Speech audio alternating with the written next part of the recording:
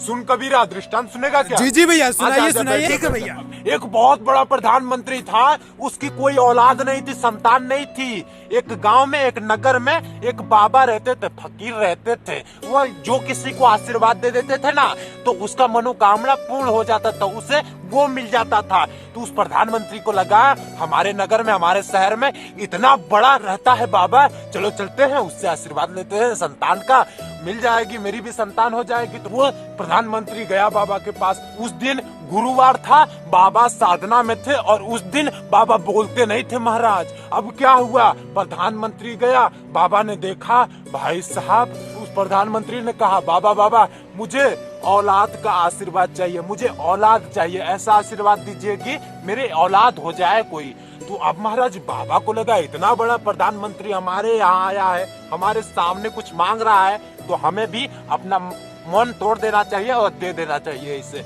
मन तोड़ दिया और उस राजा को बोल दिया तथास्तु, ऐसा ही होगा।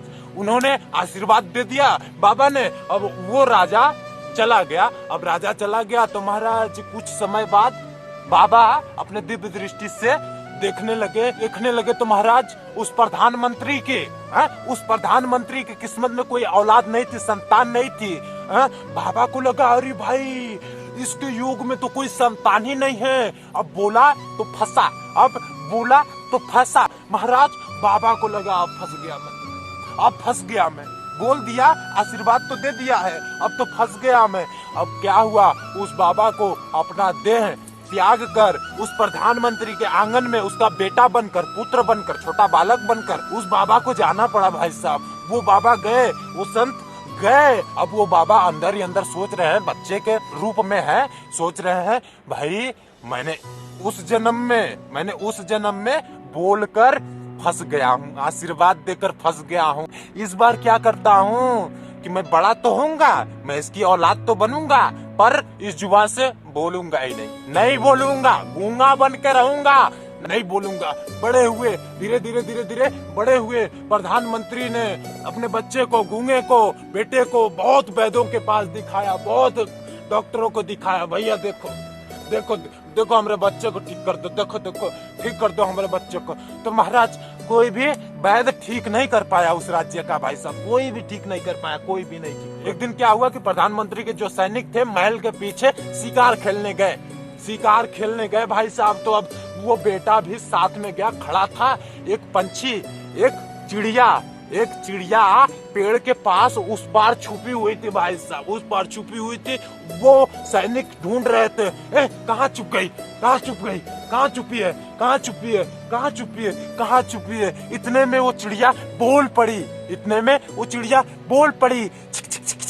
बोल पड़ी। वैसे ही सैनिक को लगा चलो वो रही, लग रहा है उस पार है। वो सैनिक गए भाई साहब, उस चिड़िया को मारे धनुष तीर से भाई साहब, वो खत्म हो गई, समाप्त हो गई। इतने में वो बेटा जो संत था, जो महात्मा था, जो फकीर था, जो बाबा था, बोल पड़ा। तू बोला और फंसा, ना बोला होता ना जान गई होती। अब क्या हुआ भाई साहब, अब घर पे आया वो सैनिक, सुना कि बेटा बोल रहा है। अरे राजा को तो हम खबर सुनाएंगे, आपका बेटा बोल सकता है। वो राजा का सैनिक बहुत आश्चर्य हुआ, दौड़ा गया, सोचा कि हमें इनाम मिलेगा, इनाम। गया महाराज गया, कहने लगा राजा साहब महाराज सुनते हैं आपका बेटा बोल लेता है। तो प्रधानमंत्री कहने लगा जल्दी से लाओ मेरे बेटे को, बोल रहा है, मुख से बोल रहा है क्या, जल्दी से लाओ, मैं उसकी आवाज सुनने के लिए तरस रहा हूँ, जल्दी से लाओ जल्दी। वो बेटा आया, बेटा सामने खड़ा हुआ पिता के, प्रधानमंत्री के, पर वो मंत्री के सामने वो बेटा बोला ही नहीं। अब वो प्रधानमंत्री बहुत गुस्से में भाई साहब, बहुत गुस्से में, उस राज्य का प्रधानमंत्री बहुत गुस्से में उस सैनिक पे गुस्से में। अरे तूने मुझ पे झूठ बोला, तूने मुझसे झूठ बोला, झूठ कैसे बोला तू?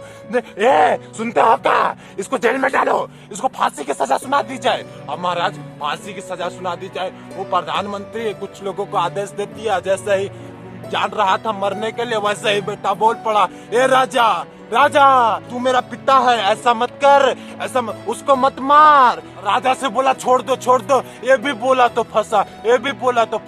महाराज बोला तो फंसा।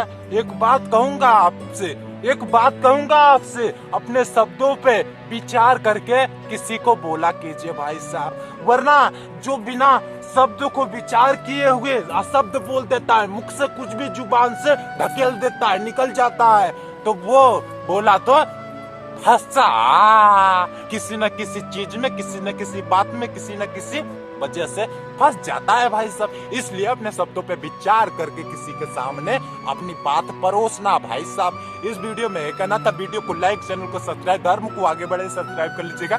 मिलता हूँ अगले वीडियो तक, शुक्रिया मेरे दोस्त। जय हिंद, जय भारत। दूसरे को दूसरे के बाद